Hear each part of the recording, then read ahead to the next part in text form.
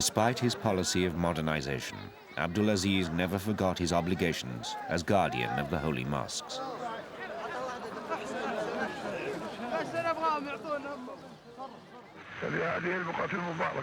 In this blessed spot, God has put his ancient house, and from this holy place, God has sent the best of his prophets and messengers. Prophet Muhammad, may God's peace and blessings be upon him. So it is our duty and the duty of all Muslims in this sacred place and in all other countries to exchange advice on matters of religion and pronounce the call to God and preach it. Here in God's sacred land, I call upon Muslims to understand the real meaning of Prophet Muhammad's message and hold to it strongly. 1938. The King welcomes pilgrims to Mecca in a unique speech for the cameras.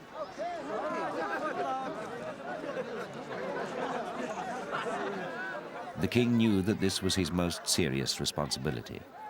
He had to ensure the smooth progress of the Hajj.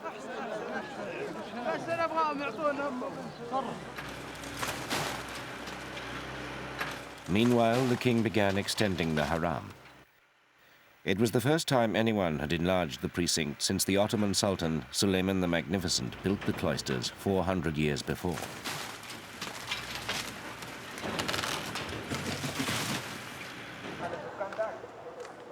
For the pilgrims themselves, Abdulaziz built the Medinat al-Hujjaj in Jeddah. The new accommodation center is still in use by pilgrims today.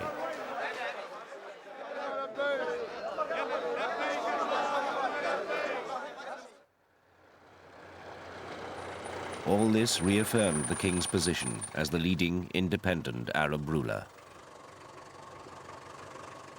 We do not sleep at night without being concerned for all Muslims. We are concerned for our Syrian brothers, our Palestinian brothers, our brothers in Iraq and in Egypt. We are concerned with their situation. Our concerns are theirs. Across the Arab world, supporters of Arab independence drew comfort from his position. In particular, the situation in Palestine concerned him, as the Arabs tried to resist the rising tide of Jewish immigration.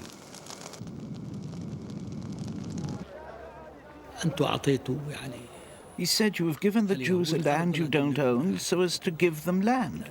This is an Arab land, our land. So the Jews have no right to take it and you have no right to give it to them. The Arabs don't accept this. The British said that we have given them a promise, the promise of Balfour. He said, we don't accept that promise because you have given them what you don't own. About Palestine, we will not fall short with our support. I say frankly that silence about Palestine does not serve our interest.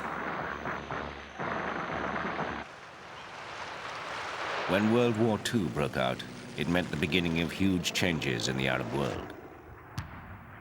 To keep his freedom of action, Abdulaziz maintained neutrality during the war, but favored the Allies.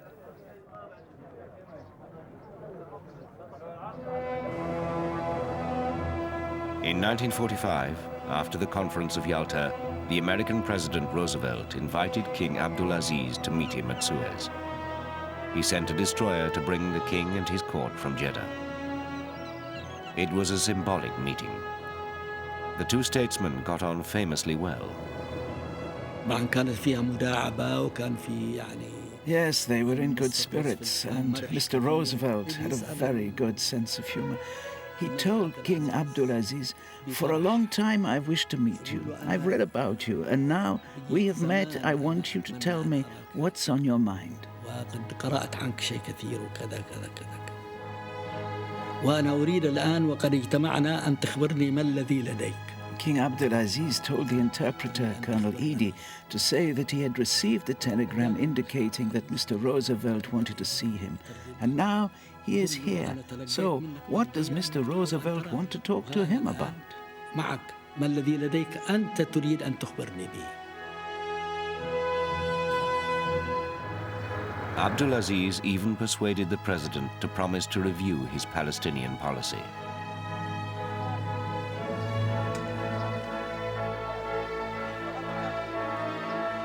The British Prime Minister, Winston Churchill, was wary of the new relationship and asked to see the king as well. But the discussions were overshadowed by Abdulaziz's concerns about Palestine.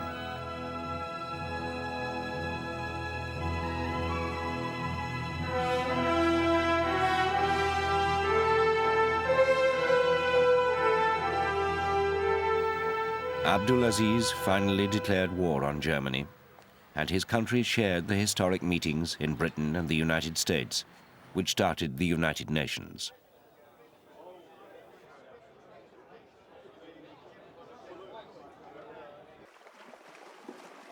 On the Arab stage too, the king expanded his diplomacy. He had always maintained close contacts with political leaders in the Arab world, and in 1946, to celebrate the founding of the Arab League, he visited Egypt and held talks with King Farouk.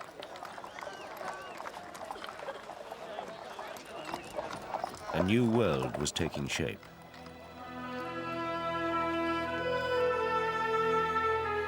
For the king himself, time was moving on. He had to think of what would come after him. His family would be crucial. The year after the kingdom was proclaimed, the king had announced that he would be followed by his eldest son, Saud. King Abdulaziz had a deep understanding of history, and he applied the lessons he learned. In the Al Saud family, children were brought up to respect tradition. The younger respected the elder in the style of sitting, eating, and the order of greeting at various occasions. This was an old Saudi tradition that was passed on through generations. King Abdulaziz instilled this tradition deep into his children's hearts.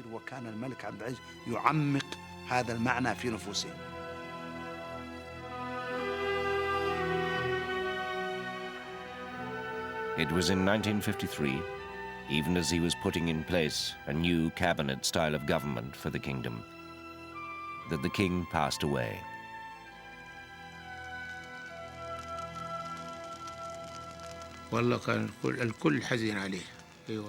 Everyone was in grief because he loved all people and everyone loved him. Especially since he was the first man to bring security to the kingdom.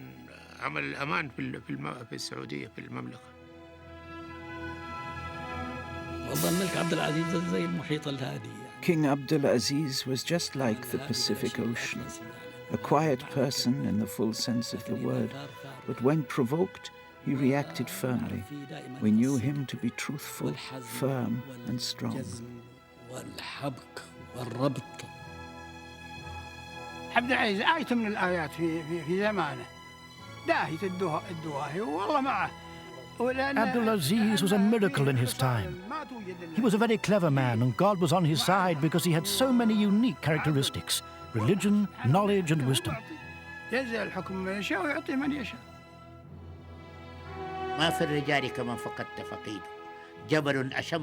No man among those who passed away is like you.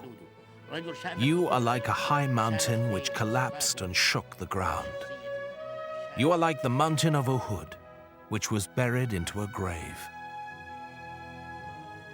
He was a towering man in every respect, towering in his characteristics, his personality, his dealings with others, his politics, and his vision of the future.